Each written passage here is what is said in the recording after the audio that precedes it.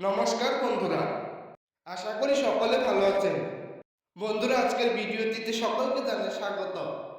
আজকের ভিডিওটি শুধু ছেলেদের জন্য। ছেলেরা ভিডিওটি প্রথম থেকে শেষ পর্যন্ত দেখবেন। একটা সময় ছিল, সেই সময় আপনি একজন মেয়েকে অনেক ভালোবেসেছেন। সেই মেয়েটিও আপনাকে ভালোবেসেছে।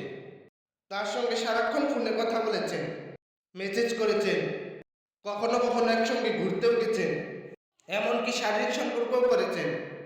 আপনাদের সম্পর্কটা বেশ কিছুদিন ভালোই কাটছিল, কিন্তু কোনো এক ভুল বোঝাবুঝির জন্য আপনাদের সম্পর্কটা আর আগের মতো নেই। এখনো আপনি তাকে ভালোবাসেন, অথচ সে আর আপনাকে চায় না।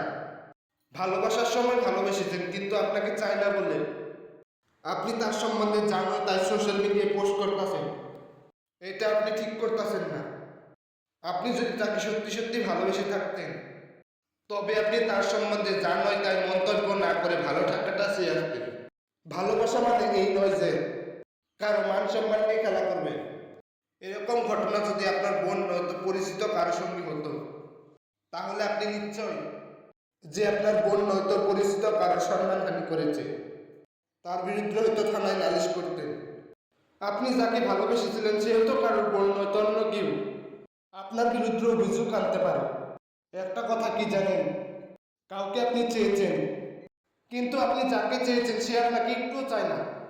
এই ধরনের ভালোবাসা থেকে যতটা পারেন দূরে থাকেন, কেননা এসব ধরনের ভালোবাসায় নিজেকে জড়ালে আপনি আপনার বিপদ নিজেই ডেকে আনতেছেন।